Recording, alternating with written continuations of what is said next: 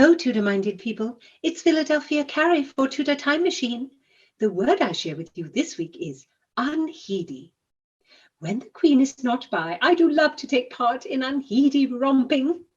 Many of us ladies in waiting share a room near the Queen in the palace, and sometimes there are as many as 30 of us serving our Queen. We serve the table, the robe, the bedchamber. It is not the job of one or two. And when the sun is down, unheedy jumping from bed to bed is our pastime. A mickle of laughter and a mickle of pushing, and unheedy cavorting. Unheedy. All right. How now, Tudor Files? What think you? If you're new here, I'm Gage. I'm Jessica. And we're here with Philadelphia Carrie for Tudor Word of the Week. Don't miss a word and listen to the Tudor Time Machine Story Project. Jessica reads a chapter of Time's Riddle, and then my dear friends discuss the history behind the mystery. How diverting. So subscribe on YouTube and give me a like. Thank you so much for listening. Tudor Files are an amazing bunch. Every one of you has the wit of Rosalind and the heart of Cordelia. Philadelphia, can you give us the spelling of unheedy, our word of the week? It is spelled U-N-H-E-E-D-Y, unheedy. And it means reckless, headstrong.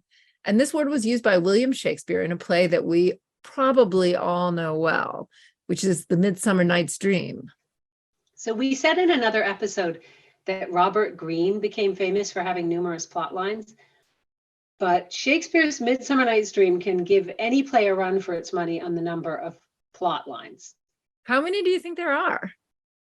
Well, I mean, the feud of the Fairy Queen and the Fairy King, the lovers, the mechanicals. I mean, that's at least 3. Do you count the wedding of Hippolyta and Theseus as a 4th plot?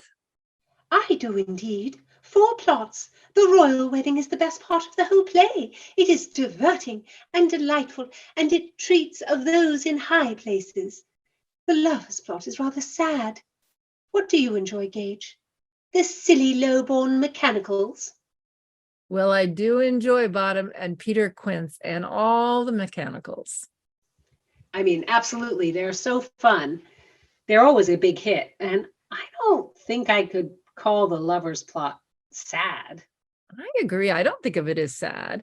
Can you give us a summary of Midsummer Night's Dream, Philadelphia?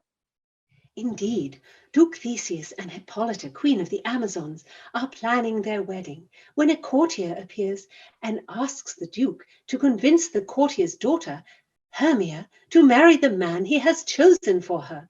That lad's name is Demetrius, but Hermia declares she will not because she loves another fellow named Lysander. The Duke, her father, insists that Hermia be obedient to him, but she will not. Hermia knows her own mind. Then the very silly plot of the mechanicals begin. This is a group of untalented workmen who wish to perform a play at the wedding of the Duke Theseus and Queen Hippolyta. And they try to determine the players, the parts, and all that sort of thing. Hermia and her true love Lysander decide to run away and meet in the woods. The man she is to marry, Demetrius, follows because he loves her truly too. He thinks it would be a pleasure to marry her, and her friend Helena also follows them into the wood because Demetrius once loved Helena, and she hopes he will love her again. The fairies become involved, and that's when the tragedy begins. The tragedy? I never thought of it quite that way. Then, Gage, you have not watched with open eyes. The king of the fairies wants to humiliate Titania, queen of the fairies, because she refuses to give him a magical child. He sends his fairy servant, Puck, to create mischief. Puck has a flower that holds a spell to make people fall in love with the next creature they see. And so the queen of the fairies falls in love with one of the low-born people who has been turned into a donkey. It is most ridiculous and very embarrassing to watch. I believe you call this sort of thing cringeworthy. I close my eyes. But the deep tragedy is that Puck makes a mistake with his spell, and the two lads both end up falling in love with Helena, and no one loves Hermia. Hermia is baffled and distraught. The lads insult Hermia and give their affections to Helena. But Helena doesn't believe the boys suddenly love her. That would be impossible. She believes that they are mocking her. And then, in the most tragic moment, oh, it is hard to bear. The two friends, Helena and Hermia, they turn on each other. Friends since childhood, Ningles. It is difficult to find such a friend, and the cruel Puck ruins their friendship forever. But Philadelphia, it all works out. They marry the person they love. They go to the wedding of the Duke and the Queen. They see the play and enjoy it. And even the fairy king and the fairy queen reconcile. Everyone is happy. It's a comedy. No, Hermia and Helena are not reconciled. They cannot take back the terrible words they have said to each other. I do not think that ending answers the terrible sadness I experience having seen this play. Oh, it made me hold my friend much tighter. No, but it's all a mistake. It's confusion. I thought you enjoyed that sort of thing, Philadelphia. Do not mock me. Not at all. Our Tudor word of the week is from a speech of Helena's. It's before Puck casts his spell and all of the really terrible things happen. Helena is already dejected that Demetrius no longer loves her, but loves Hermia. Now, does that upset you, Philadelphia? Not in the least. Demetrius is an obedient soul, and when he is told to love Hermia, he does. Many behave in such a way. It is the friendship lost that I cannot bear. There's so many plots in Midsummer. There's something that can deeply affect anyone, I guess. Shakespeare is pretty remarkable that way because his narratives invite so much interpretation. They're so elastic in a way.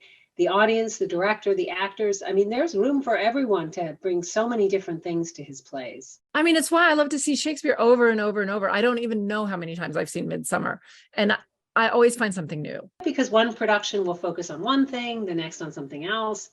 The plays are just incredible that way.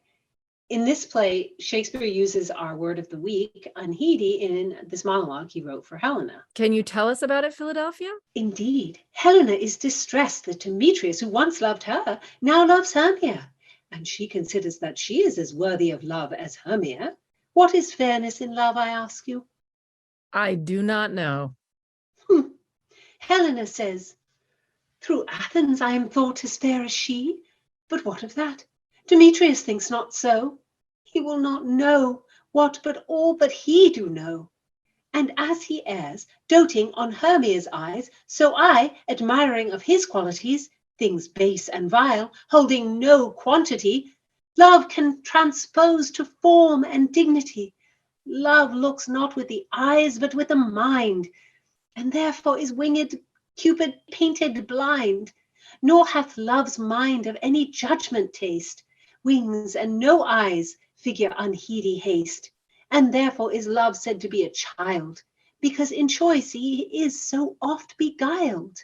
I think the image of love as a willful child is so perfect. It's actually a great expression of love. Yes, Master Shakespeare was a fine poet, yet I find this play to break my heart. To my friends, I wish you not be subject to unheedy love. I wish that too. So give heed, Tudorphiles. Bring some 16th century sauce to your vocabulary with Unheedy. Listen in next time. Don't miss a word. Subscribe on YouTube and give me a like.